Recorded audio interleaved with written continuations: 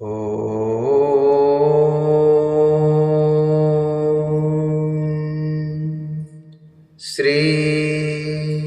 शांब शिवाय नमः। ओम श्री गणेशाय नमः। श्री शिवाय नमस्तुभ्यं।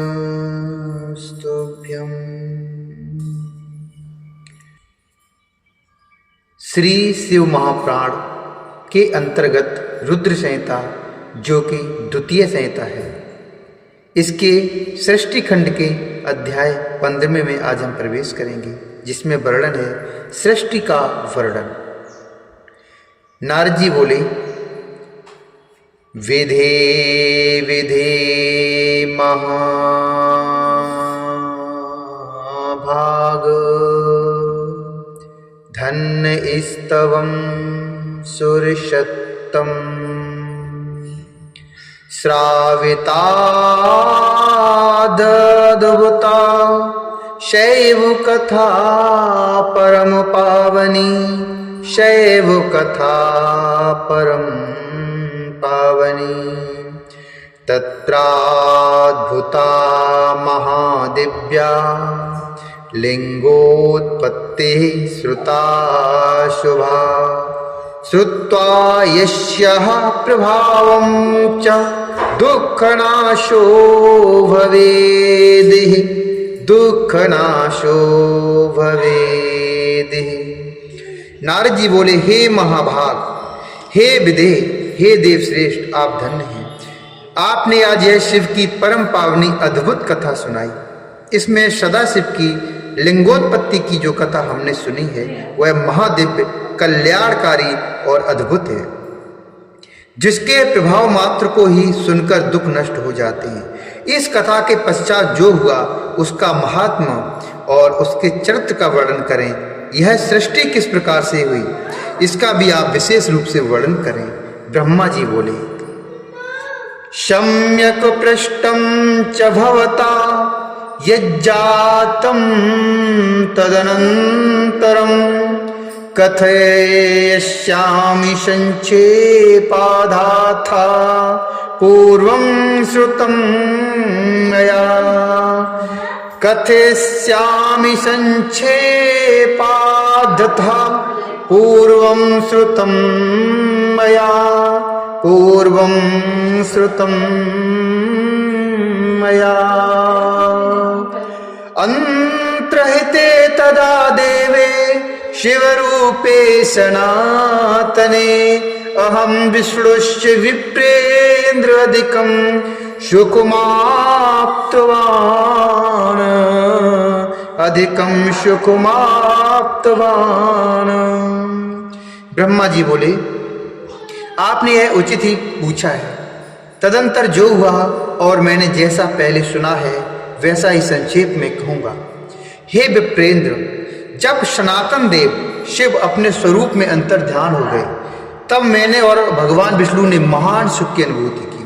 तदंतर हम दोनों, ब्रह्मा और विष्णु ने अपने अपने हंस और वाराह रूपों का परित्याग किया। सृष्टि संरचना और उसके पालन की इच्छा से हम दोनों शिव की माया के दोनों प्रकार से घिर गए।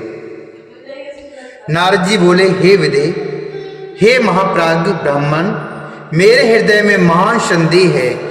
विधे ब्रह्मन् महाप्राज्ञ संशयो हृदय में महान, कृपाम कृत्वा तुलाम शीघ्रम त नाशयेतु मर्हसि। हे विदे, हे महाप्राज्ञ ब्राह्मण, मेरे हृदय में महान संदेह है। अतुलनीय कृपा करके शीघ्र उसको नष्ट करें। अन्य रूपों को छोड़कर आप दोनों ने हंस और वराह का ही रूप क्यों धारण किया, इसका क्या कारण है, बताइए। तब सूत जी बोले, महात्मा, नारद जी का यह वचन सुनकर ब्रह्मा जी ने शिव के चरणार बिंदों का स्मरण करके आदर पूर्वक यह कहना प्रारंभ किया। ब्रह्मा जी बोले, हंस की निश्चल गति ऊपर की ओर गमन करने में ही होती है। जल और दूध को पृथक पृथक करने के समान तत्व और अतत्व को भी जानने में वह समर्थ होता है। अज्ञान एवं ज्ञान के तत्व का विवेचन हंस ही कर सकता है। इसलिए सृष्टिकर्ता मुझ ब्रह्मा ने हंस का रूप धारण किया। हे नारद, प्रकाश स्वरूप शिव तत्व का विवेक वह हंस रूप प्राप्त न कर सका, अतः उसे छोड़ देना पड़ा। सृष्टि संरचना के लिए तत्पर प्रवृत्ति को ज्ञान की प्राप्ति कैसे हो सकती है? जब हंस रूप में मैं नहीं जान सका तो मैंने उस रूप को छोड़ दिया।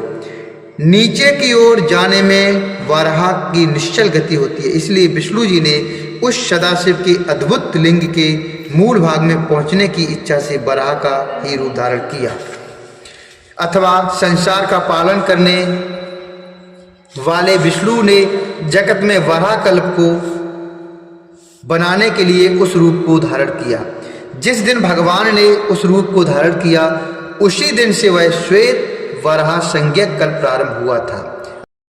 अथवा उन महेश्वर की जब यह इच्छा हुई कि विवाद में फंसे हम दोनों के द्वारा हंस और वराह का रूप धारण किया जाए, उसी दिन उस वराह नाम के कल्प का भी प्रादुर्भाव हुआ।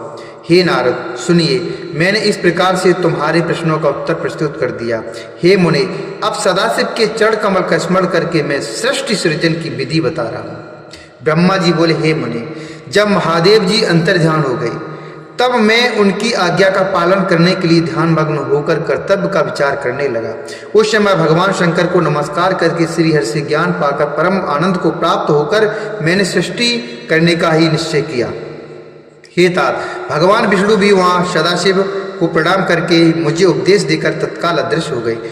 वे ब्रह्मांड से बाहर जाकर भगवान शिव की कृपा प्राप्त करके वैकुंठ धाम में पहुंचकर सदा वहीं रहने लगे। मैंने सृष्टि की इच्छा से भगवान शिव और विष्णु का स्मरण करके पहले के रचे हुए जल में अपनी अंजलि डालकर जल को ऊपर की ओर उछाला। इससे वह 24 तत्वों का एक अंड प्रकट हुआ। हे विप्र, उस जल रूप अंड को मैं देख भी न सका, इतने में ही वह विराट आकार अर्थात विराट आकार वाला हो गया। उसमें चेतना न देखकर मुझे बड़ा संशय हुआ और मैं अत्यंत कठोर तप करने लगा। 12 वर्षों तक मैं भगवान विष्णु के चिंतन में लगा रहा। हे तात, उस समय के पूर्ण होने पर भगवान श्री हरि स्वयं प्रकट हुए और बड़े मेरे प्रेम से मेरे अंगों का स्पर्श करते हुए मुझसे प्रसन्नता पूर्वक कहने लगे।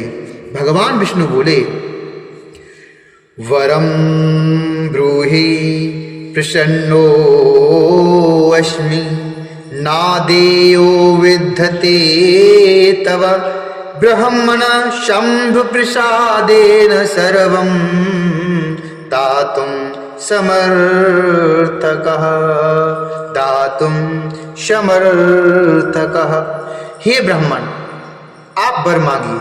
भगवान विष्णु ने ऐसा बोला, हे ब्राह्मण, आप वर मांगिए, मैं प्रसन्न हूँ। मुझे आपके लिए कुछ भी आदेय नहीं है, मुझे आपके लिए कुछ भी अदेय नहीं है। भगवान शिव की कृपा से मैं सब कुछ देने में समर्थ हूँ। ब्रह्मा जी बोले, हे महाभाग, आपने जो मुझ पर कृपा की है, युक्त में महाभाग दत्तो हम शंभुनाचते, वह सर्वथा उचित ही है, क्योंकि भगवान शंकर ने मुझे आपके हाथों में सौंप दिया था। तदुक्तम याचते मे यद्दे विष्णु नमोस्तुते। तो हे विष्णु, आपको नमस्कार है। आज मैं आपसे जो कुछ मांगता हूं उसे दीजिए। हे प्रभु, ये विराट रूप तथा 24 तत्वों से बना हुआ अंड किसी तरह चेतन नहीं हो रहा है, यह जड़ी भूत दिखाई देता है। हे हरि, इस समय भगवान शिव की कृपा से आप यहाँ प्रकट हुए हैं, अतः शंकर की शक्ति से संभूत इस अंड में चेतना लाइए।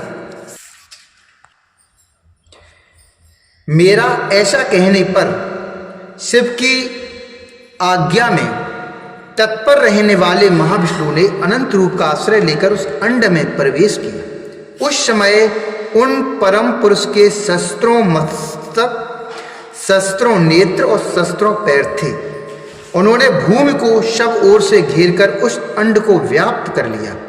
मेरे द्वारा भली बात स्तुत किए जाने पर जब श्री विष्णु ने उस अंड में प्रवेश किया तब वह 24 तत्वों वाला अंड सचेतन हो गया। पाताल से लेकर सत्यलोक तक की अवधि वाले उस अंड के रूप में वहां विराट श्री हरि ही विराज रहे थे। पंचमुख महादेव ने केवल अपने रहने के लिए सुरम में कैलाश नगर का निर्माण किया, जो सब लोगों से ऊपर सुशोभित होता है। हे देवर्षि, संपूर्ण ब्रह्मांड का नाश हो जाने पर भी वैकुंठ और कैलाश उन दोनों का कभी भी नाश नहीं होता। हे मुनिश्रेष्ठ, मैं सत्यलोक का आश्रय लेकर रहता हूँ। हे तात, महादेव जी की आज्ञा से ही मुझ में सृष्टि करने की इच्छा उत्पन्न हुई है। हे तात, जब मैं सृष्टि की इच्छा से चिंतन करने लगा, उस समय पहले मुझसे पापूर्ण तमोगुणी सृष्टि का प्रादुर्भाव हुआ, जिसे अविद्या पंचक अर्थात पंच प्रवाह अविद्या कहते हैं।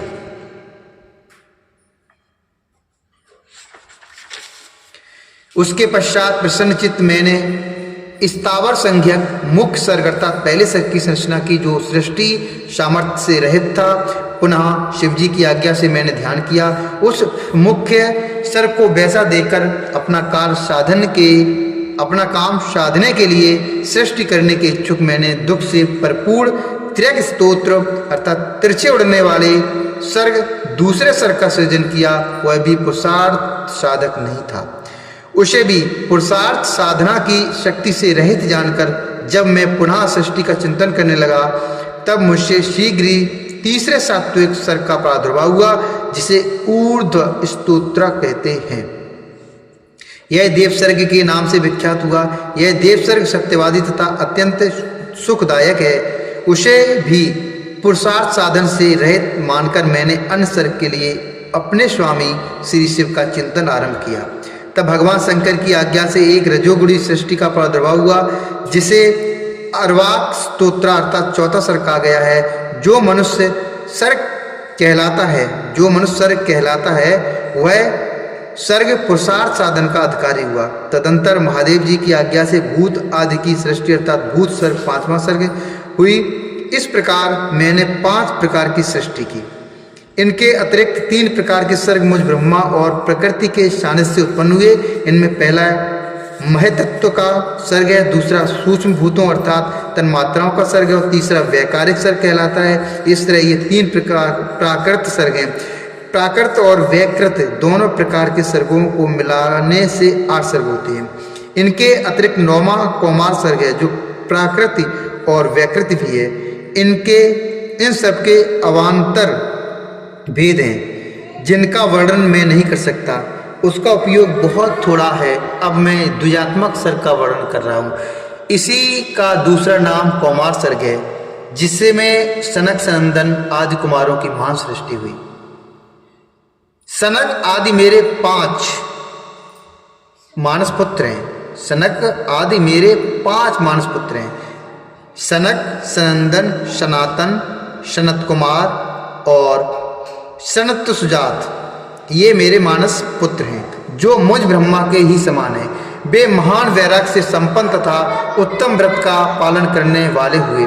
उनका मन सदा भगवान शिव के चिंतन में ही लगा रहता है। वे संसार से विमुख एवं ज्ञानी हैं। उन्होंने मेरे आदेश देने पर भी सृष्टि के कार्य में मन नहीं लगाया।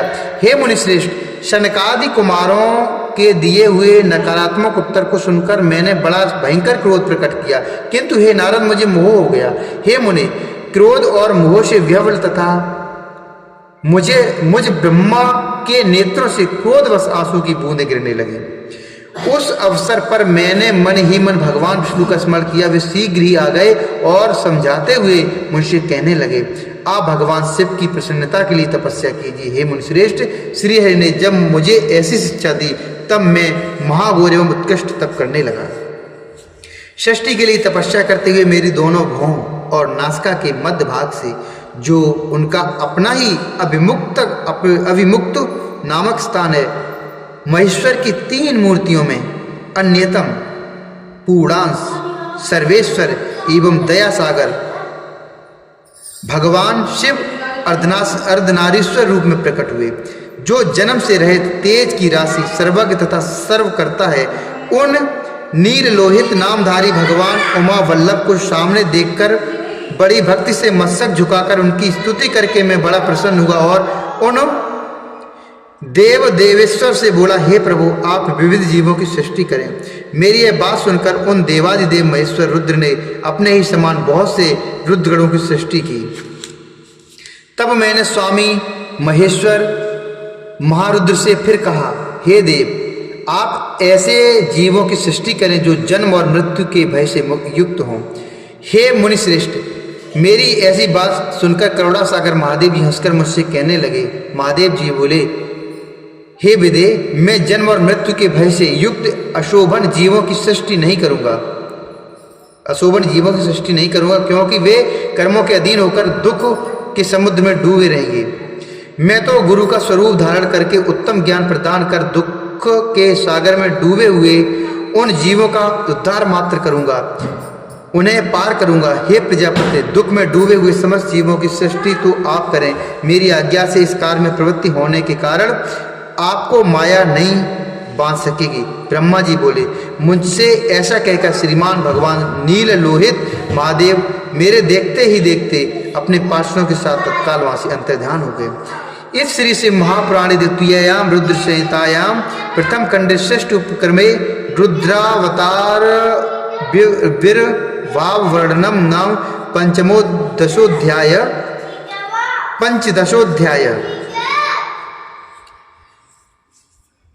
इस प्रकार श्री शिव महापुराण के अंतर्गत द्वितीय रुद्र संहिता के प्रथम खंड में सृष्टि के उपक्रम में रुद्रावतार विर्भाव वर्णन